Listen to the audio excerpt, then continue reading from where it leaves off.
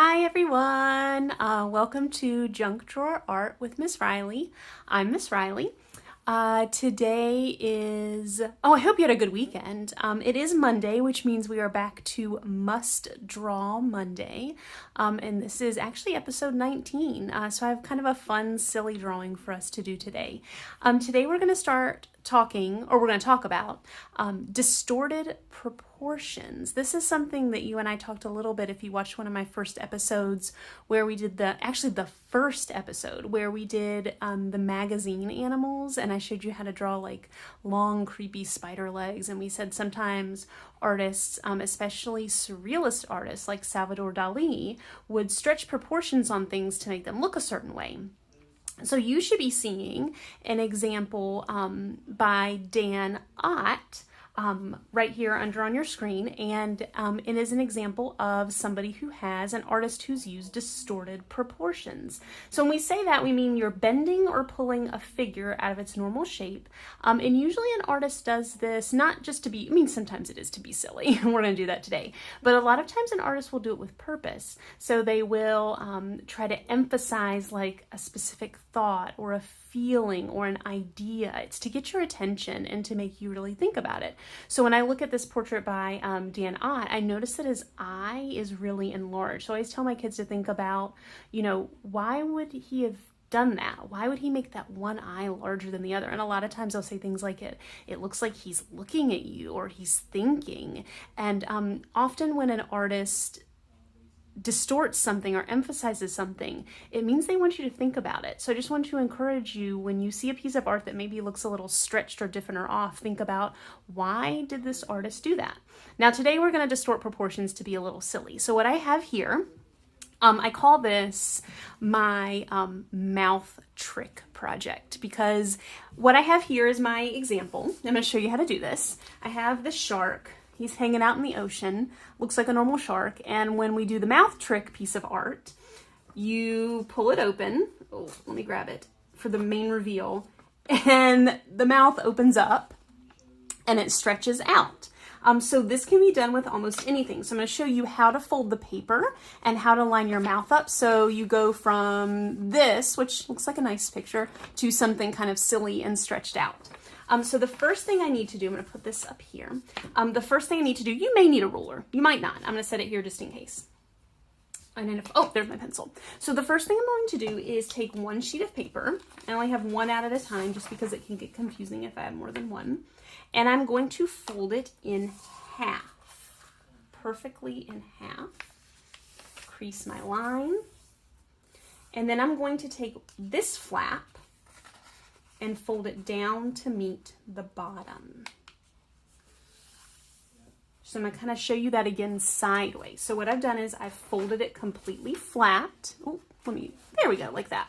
Fold it completely flat, and then I take one bottom piece and fold it back over in front, kind of to make this little lip. So this is what it should look like on the side. There we go, just like that. Now, the first thing I always do is think about my animal. So maybe I'll do a dinosaur head, and that'll be something funny. So the first thing you need to think about is where the mouth goes. You want the mouth to be on this line. And actually, a lot of people do it from the side. You can also do it from the front and have the mouth open here in the front. It's completely up to you. I'll do it from the side to keep it easy. So this is my dinosaur. His mouth, or her mouth, it could be a girl dinosaur, is always on this top line right there. That's always where you want the mouth to meet. So I'm going to take my bottom of my mouth here and the top of the head here. So I always draw off from that central line right there. So my top and my bottom. And then I can bring his body down, out like this. Maybe I'll bring him down, give him some little T-Rex arms. He's a little T-Rex. I can do his eye in a normal place. I'm keeping this very simple for you guys. And he's angry. He is very hungry. Maybe I'll give him some little spikes right there. Oh, he needs a nostril to breathe. All right, so I have my little dinosaur drawn. He's ready to go. So now I need to open him up. and give him his mouth. This is the easy part.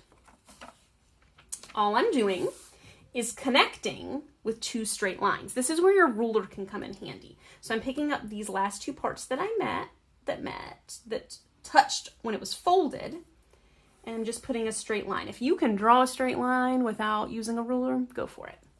And I'm going to come here. This is where it gets a little bit tricky because you see I need to form the top of his mouth, and I want it to kind of match that bottom piece. They're going to be about the same.